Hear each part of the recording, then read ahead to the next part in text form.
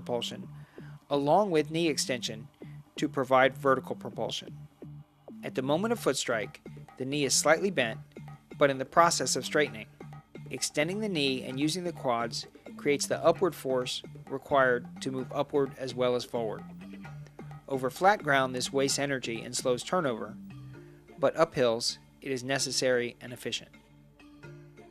Running up hills, you will not have very much downward vertical displacement before foot strike to help pre-stretch the tissues for elastic recoil. Concentrate on pulling your foot forcefully down into the ground, actually feeling like you are kicking the ground. Get this right, and you'll feel the same bounce as on flat roads. To enable the backward and downward foot drag, the knee must be brought up much higher during leg recovery and remain bent to a much more acute angle until the foot drag knee extension movement begins. Driving the knee powerfully upward puts the leg in a position to drive backward and downward into the ground, pre-stretching the muscles and providing both upward and forward propulsion. Using the glutes, hamstrings, and quadriceps muscles together at high turnover is critical. Running up hills, try to maintain the same body position relative to gravity as on flats. This will produce an even greater feeling of falling forward up the hill because your angle with the ground will become much more acute. Just as with flatland running, do not let the foot extend in front of the knee. The knee drives further forward and upward, and the foot does move slightly in front of the hips, but never in front of the knee. Practice running efficiently up hills. Concentrate on the following. Maintain the same high turnover used in flat ground running. Pump the arms with short, quick movements. During foot strike, drive the opposite knee toward the top of the hill. Pull the foot back down into the ground with a powerful motion. Don't just allow gravity to pull you down, actually kick the ground. Minimize contact time between the feet and the ground. Feel the bounce. Maintain the same body position with respect to gravity that you use for flatland running.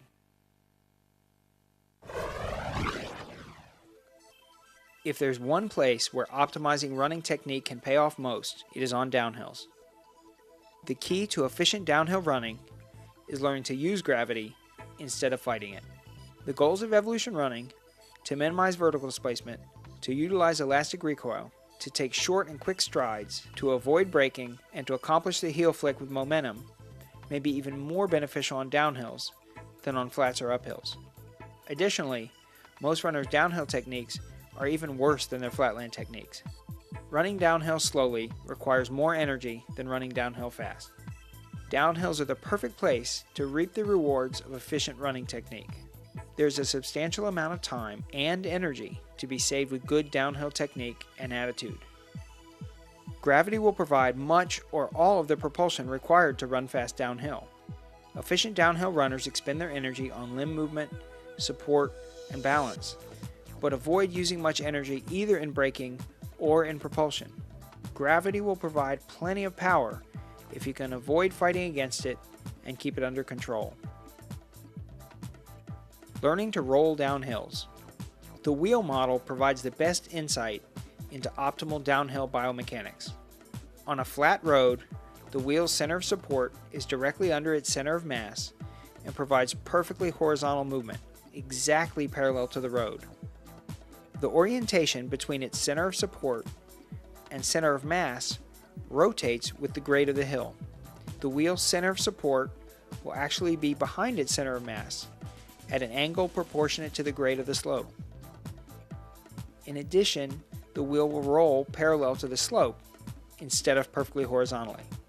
Taking the analogy a step further, cyclists tend to pedal with less power on moderate hills and stop pedaling completely on steep downhills. The greater the assistance of gravity, the less force for propulsion is required from the athlete. To diagram the optimal theoretical downhill running technique, we simply rotate the diagram of optimal flatland technique in proportion to the grade of the hill. Notice that on downhills, the foot strike is actually positioned behind the hips and that the entire body leans forward in a straight line from the toes to the head. This is a very difficult movement to perfect because it feels like you are falling forward. In fact, efficient runners do fall forward down the hill in a controlled manner and with minimal braking. Leaning forward down the hill with the hips and shoulders and trusting your leg speed and balance takes time, but the rewards are amazing. Efficient downhill runners lean forward almost as much as the grade steepens, maintaining almost the same body position relative to the ground. They also develop propulsion relatively parallel to the ground. Most runners use what I call the stair-step technique to run downhill, creating horizontal propulsion and then allowing gravity to pull them down to the ground.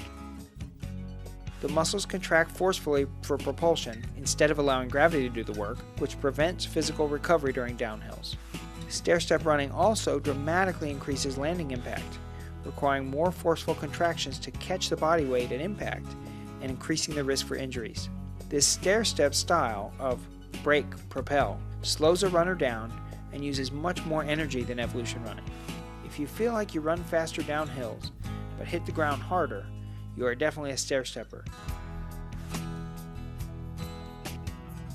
Learn to roll down the hills and you'll run much faster, use less energy, and protect yourself from the damage of hard landings.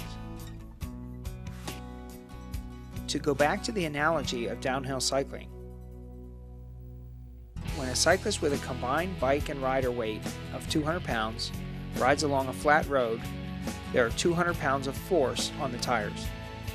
When he rides downhill, there is the same 200 pounds of force on the tires. In the same way, with perfect running technique, you don't need to hit the ground any harder on downhills than you do on flats. Instead of allowing gravity to provide additional impact stress, allow gravity to provide additional propulsion. The real key to this technique is actually putting your foot down behind your hips. While this sounds simple, it will take a while to establish the correct feeling and will take a long time to feel natural. Put your foot down much earlier during leg recovery than you do now. When you get it right, you'll feel yourself squirt forward at foot strike with no attempt to provide propulsion. Your natural reaction will be to reach forward with the other foot to regain balance. The regaining balance is actually braking. Fight that tendency. Maintaining balance does not have to mean slowing down. Put the other foot down behind the hips and squirt forward again. Learn to stay light on your feet, turn your legs over extremely quickly, and avoid braking. Let gravity do the work of propelling. Expend your energy supporting your body weight, maintaining your balance, and turning your legs over extremely quickly. For almost everyone watching this video, these techniques will be something brand new. Be patient with yourself. It will take time to learn them, but they will work for you. If you have further questions, contact us through our website, evolutionrunning.com.